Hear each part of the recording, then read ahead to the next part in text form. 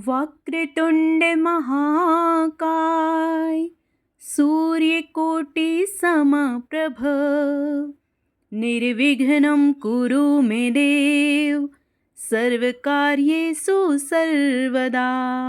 ओम गणेशाय नमः। आप सभी का मेरे YouTube चैनल भक्ति सागर में पुनः स्वागत है। आज का अपना वीडियो शुरू करने से पहले आप सभी से विनम्र प्रार्थना है, चैत्र मास में माँ दुर्गा की भक्ति से निरंतर जुड़े रहने के लिए वे ऐसी ही व्रत कथाएं लगातार सुनते रहने के लिए कृपया मेरे चैनल को सब्सक्राइब अवश्य करें। वीडियो यदि पसंद आता है तो लाइक एंड शेयर भी करें। विनायक चतुर्थी हिंदू धर्म में भगवान गणेश को समर्पित एक पावन तिथि है। यह हर महीने के शुक्ल पक्ष की चतुर्थी तिथि को आती है, इसलिए इसे मासिक विनायक चतुर्थी भी कहा जाता है। इस दिन भगवान गणेश की पूजा अर्चना करने से जीवन के सभी कष्टों से मुक्ति मिलती है और मनुष्य की सभी मनोकामनाएं पूर्ण होती हैं। इस दिन भगवान गणेश की पूजा करने से सभी प्रकार की बाधाएं दूर होती हैं और सुख समृद्धि की प्राप्ति होती है। यह तिथि उन लोगों के लिए महत्वपूर्ण मानी जाती है जो विद्या, बुद्धि और सफलता की कामना करते हैं। यह दिन व्यापार, कैरियर और अन्य कार्यों के शुभारंभ के लिए भी उत्तम माना जाता है।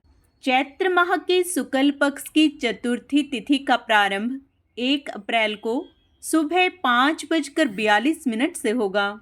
वहीं इस चतुर्थी तिथि का समापन 2 अप्रैल को देर रात 2:32 पर होगा।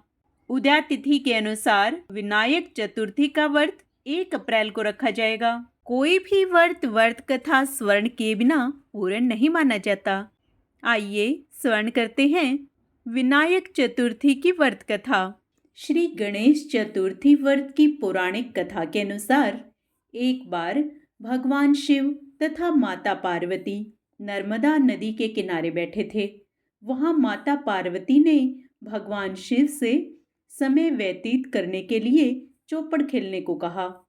शिव चौपड़ खेलने के लिए तैयार हो गए, परंतु इस खेल में हार जीत का फैसला कौन करेगा, यह प्रश्न उनके समक्ष उठा तो भगवान शिव ने कुछ तिनके एकत्रित कर उसका एक पुतला बनाकर उसकी प्राण प्रतिष्ठा कर दी और पुतले से कहा, बेटा, हम चौपड़ खेलना चाहते हैं, परंतु हमारी हार जीत का फैसला करने वाला कोई नहीं है, इसलिए तुम बताना कि हम दोनों में से कौन हारा और कौन जीता। उसके बाद भगवान शिव और माता पार्वती का चौपड़ खेल शुरू हो गया।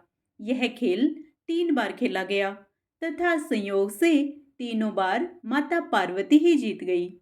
खेल समाप्त होने के बाद बालक से हार जीत का फैसला करने के लिए कहा गया तो उस बालक ने महादेव को विजयी बताया। यह सुनकर माता पार्वती क्रोधित हो गई और क्रोध में उन्होंने बालक को लंगड़ा होने, कीचड़ में पड़े रहने का श्राप दे दिया। बालक ने माता पार्वती से माफी मांगी और कहा कि यह मुझसे अज्ञानतावश हुआ है, मैंने किसी द्वेष भाव में ऐसा नहीं किया। बालक द्वारा क्षमा मांगने पर माता ने कहा, यहाँ गणेश पूजन के लिए नाग कन्याएं आएंगी, उनके कहे अनुसार तुम गणेश व्रत करो, ऐसा करने से तुम मुझे प्राप्त करोगे। यह कहकर माता पार्वती शिव के साथ कैलाश पर्वत चली गई। 1 वर्ष के बाद उस स्थान पर नाग कन्याएं आई। तब नाग कन्याओं से श्री गणेश के व्रत की विधि मालूम करने पर उस बालक ने 21 दिन लगातार गणेश जी का व्रत किया। उसकी श्रद्धा से गणेश जी प्रसन्न हुए। उन्होंने बालक को मनोवांछित फल मांगने के लिए कहा। उस पर उस बालक ने कहा, हे विनायक, मुझ में इतनी शक्ति दीजिए कि मैं अपने पैरों से चलकर अपने माता पिता के साथ कैलाश पर्वत पर पहुंच सकूं और वे यह सब देख प्रसन्न हों। तब बालक को वरदान देकर श्री गणेश अंतर्ध्यान हो गए। इसके बाद वह बालक कैलाश पर्वत पर पहुंच गया और कैलाश पर्वत पर पहुंचने की अपनी कथा उसने भगवान शिव को सुनाई। चौपड़ वाले दिन से माता पार्वती शिवजी से विमुख हो गई थी, अतः देवी के रुष्ट होने पर भगवान शिव ने भी बालक के बताए अनुसार 21 दिनों तक श्री गणेश का व्रत किया। इस व्रत के प्रभाव से माता पार्वती के मन से भगवान शिव के लिए जो नाराजगी थी वह समाप्त हो गई। तब यह व्रत विधि भगवान शंकर ने माता पार्वती को बताई। यह सुनकर माता पार्वती के मन में भी अपने पुत्र कार्तिकेय से मिलने की इच्छा जागृत हुई। तब माता पार्वती ने भी 21 दिन तक श्री गणेश का व्रत किया तथा दुर्वा, फूल और लड्डुओं से गणेश जी का पूजन अर्चन किया। व्रत के 21वें दिन कार्तिकेय शिव माता पार्वती जी से आ मिले। उस दिन से श्री गणेश चतुर्थी का यह व्रत समस्त मनोकामनाओं की पूर्ति करने वाला माना जाता है। इस व्रत को करने से मनुष्य के सारे कष्ट दूर होकर मनुष्य को समस्त सुख सुविधाएं प्राप्त होती हैं। ओम गणेशाय नमः। अब हम लपसी तपसी की कहानी सुनेंगे। इस कथा को सुने बिना व्रत अधूरा माना जाता है। लपसी और तपसी दो भाई थे। इनमें लपसी सवा सेर लापसी बनाकर भगवान को भोग लगाकर खुद खा लेता था, जबकि तपसी भगवान की तपस्या में ही लगा रहता। एक दिन दोनों में इस बात को लेकर विवाद हो गया कि दोनों में भगवान का बड़ा भक्त कौन है। लपसी ने कहा कि सवा सेर लापसी का भोग लगाने पर वह बड़ा भक्त है और तपसी तपस्या करने की वजह से खुद को भगवान का बड़ा सेवक मानता था। तभी वहां से गुजर रहे नारद मुनि ने उन्हें देख लिया। पूछने पर उन्होंने अपने विवाद का कारण उन्हें बताया।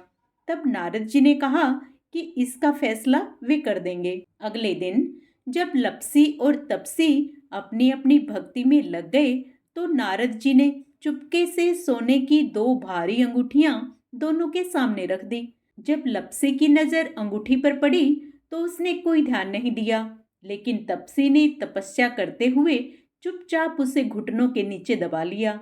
इसके बाद जब नारद मुनि वहां आए तो उन्होंने हम में से कौन बड़ा है यही प्रश्न फिर से किया, जिसे सुन नारद जी ने तपसी को खड़ा होने के लिए कहा। खड़े होते ही तपसी के नीचे दबी अंगूठी नीचे गिर गई, जिसके बाद नारद जी ने तपसी से कहा कि तपस्या करने पर भी तुम्हारे मन में चोर है, जबकि भगवान को भोग लगाकर खुद ही जीवने वाले लपसी में यह भावना नहीं है, इसलिए तुम दोनों में से लपसी बड़ा है।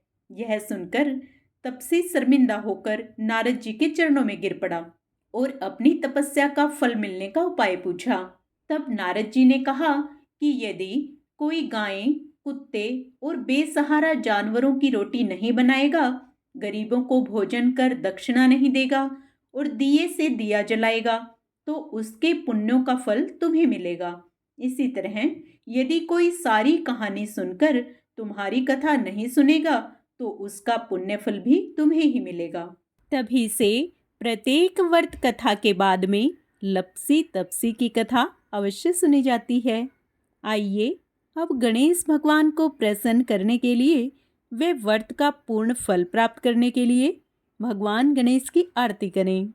जय गणेश जय गणेश जय गणेश देवा, माता जाकी पार्वती पिता महादेवा। एक दंत दयावंत चार भुजाधारी, मस्तक सिंदूर सोहे मूसे की सवारी। अंधन को आँख देत, कोढ़िन को काया, बांझन को पुत्र देत, निर्धन को माया।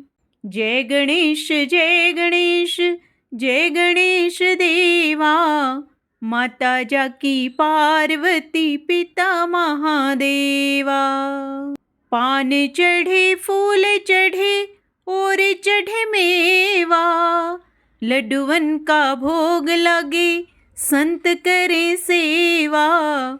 जय गणेश जय गणेश जय गणेश देवा, माता जाकी पार्वती पिता महादेवा। कामना को पूर्ण करो शंभु सुतवारी, कामना को पूरा करो जाए बलिहारी। जय गणेश जय गणेश जय गणेश देवा। माता जाकी पार्वती पिता महादेवा।